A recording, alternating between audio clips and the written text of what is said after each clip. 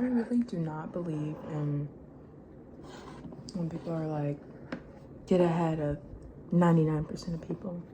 Get ahead of all your peers. Get ahead, get ahead. Be like, first of all,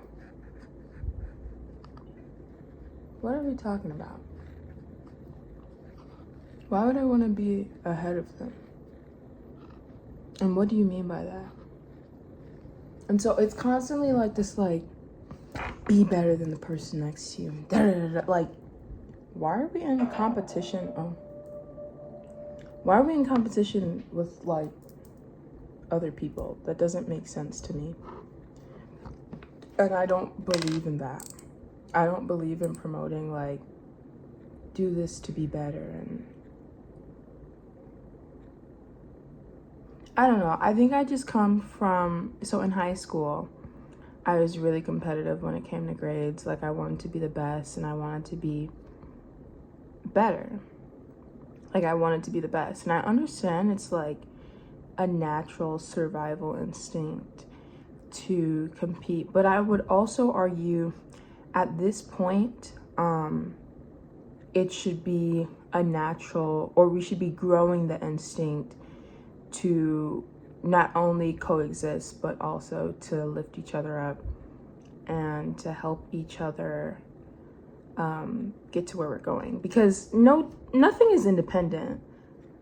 Like, nothing exists entirely independent. And I remember, like, when we would do like studies in science class, and it's like the independent and the dependent variable, like, nothing that doesn't exist for us.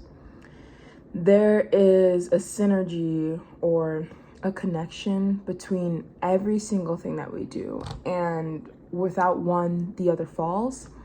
So to me, it's not only weird, but it's also counterproductive to constantly be in competition with other human beings. That doesn't make any sense, and that's not something I can really get behind. And then it's like, okay, so what's the alternative? Like, what do you do with this competitiveness? You compete with yourself.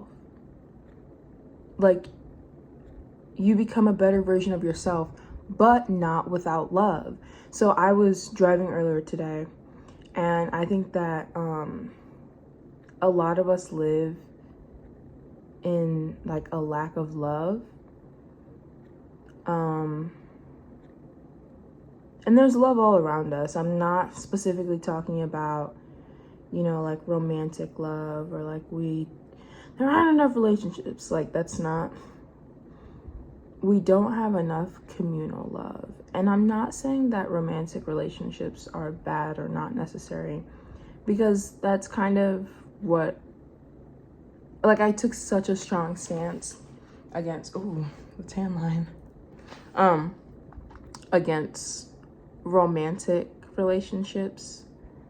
And I was like, we don't need them. Capitalism makes us overvalue romantic relationships. And it's not like that anymore.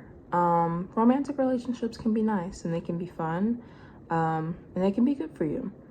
But I do think that there are other kinds of love. And not all platonic love has to like evolve into like romantic love. That's not what has to happen. But we constantly exist in a lack of love. And it's like,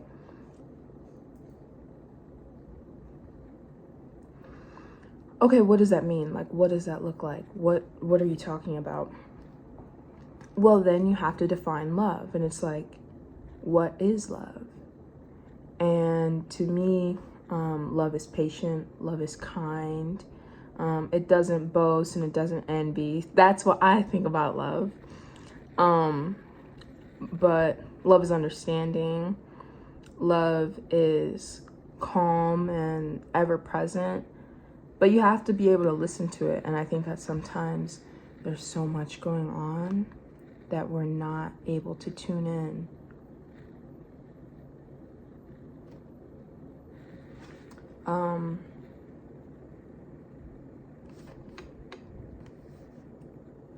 So how do we change that? And I think the only way that we change it is by like exercising love over everything in our daily lives. So that means there are small gestures, there are large gestures. And I think that we all have an innate capability to love. So I think it means being honest with people about the way you feel. I think it means showing up and committing to things that you said you would attend. I think it means listening and being patient. And love isn't one-sided. So it also means being listened to and feeling like what you're saying and what you're feeling is important and of value. Love is also discipline. So not like love, to me, love is discipline because like I get up in the morning and I exercise because I love it. It's not just about me. So I love how I feel when I exercise and I love what it does for my body, but also I'm a better use to other people when I exercise. And I don't know the names of like all these theories that my brain thinks about, because I'm sure they've been defined time and time again.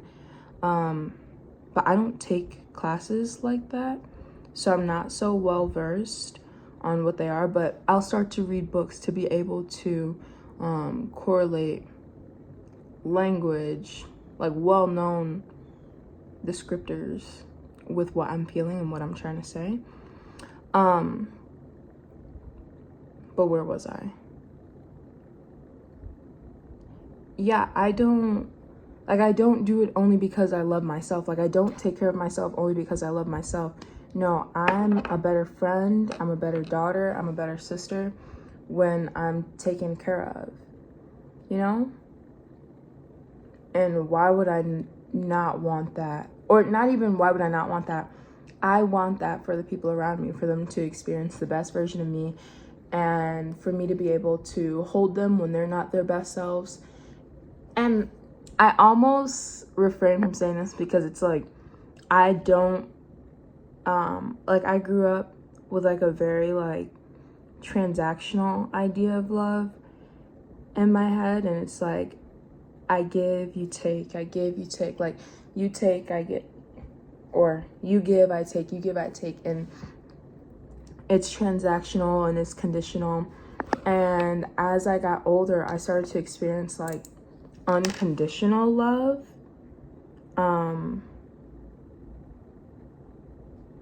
And that's really changing me. But I think that love is hope. And I intend to hold on to hope.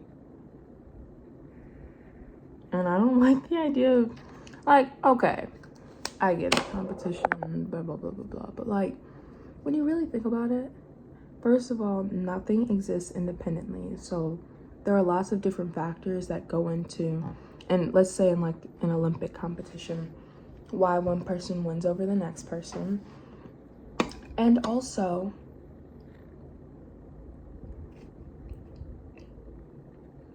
I don't know, it's very like kumbaya hippie, but we're all in this together, dude.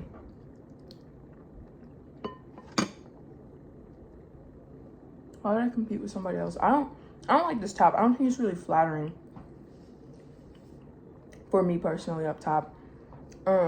This tan line is baller though.